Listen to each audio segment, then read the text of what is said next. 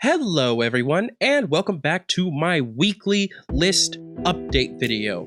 If you happen to have hopped on from the last two major dives I did over BTI and Igor, I'd like to take a day out of my normal week to talk about some of the music that I have been listening to lately, and also highlight independent artists who I think need some more ears listening in. Be sure to let me know your thoughts about any of these albums in the comments, and let's get this show on the road, shall we? Combat Rock by The Clash. This is a bit more what I was expecting when I listened to The Clash. The bangers hit here, the softer songs provide good contrast. Great shit here. Highly recommend. VMU by Cake. Thank fucking God this came out so I don't have to try to justify Rebecca Black making album of the year. This album is an absolute home run from Cake, especially the change to more noisy production while still keeping bar heavy flows. Definitely listen to this album expeditiously. Yeezus by Kanye West.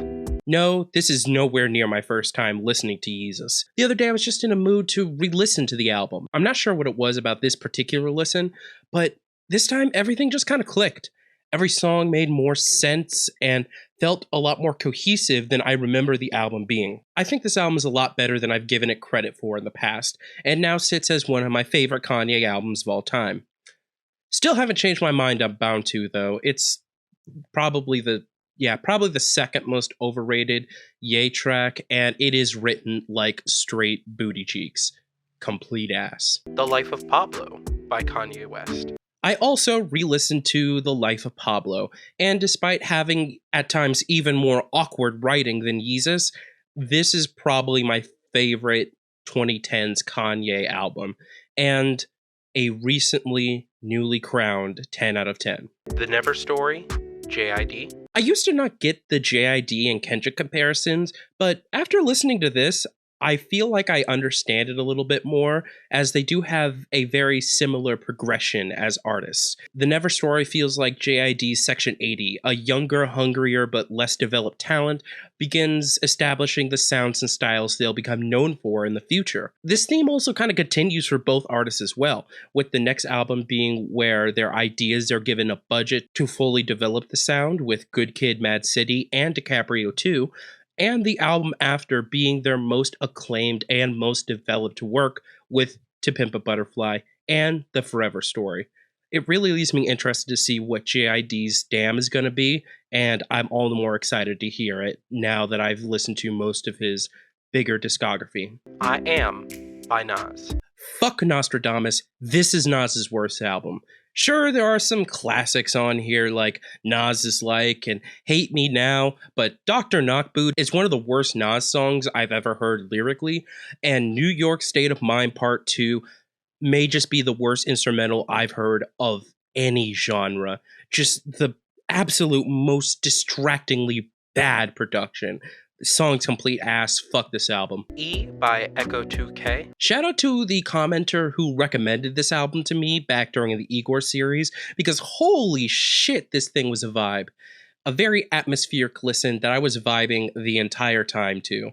I do need a few more listens to see if I think this would be an album worth a full deep dive in the future, but definitely worth listening if you haven't already.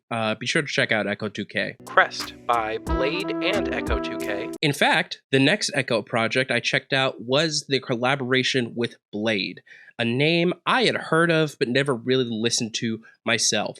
This album was also a vibe, not as much as E, but it has motivated me to go and check out more Blade. Drop some recommendations in the comments, y'all. Drain Gang, some random shit. Motomami by Rosalia. This is my first Rosalia album I've listened to, and it's not bad, but it was definitely not what I was expecting.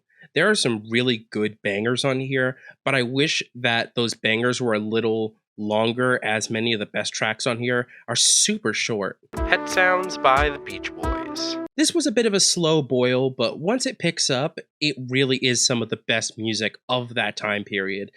It's a good album I definitely would recommend. I wouldn't say it's necessarily better than the Beatles, who I like a little bit more from this time period, but this is still a solid album. And that's all for this week, folks. Normally I upload these on Sunday, but I was a little late coming home from recording, and I may have stuff to show for that even soon, so be excited for that self-promotion that's gonna be coming. Otherwise, let me know your thoughts about any of these projects, and I'll see y'all in my next album review that should be coming out tomorrow, if I am keeping on track, along with a song review, because getting back on schedule after recording has been an absolute bitch. I'll see y'all later. Pieces.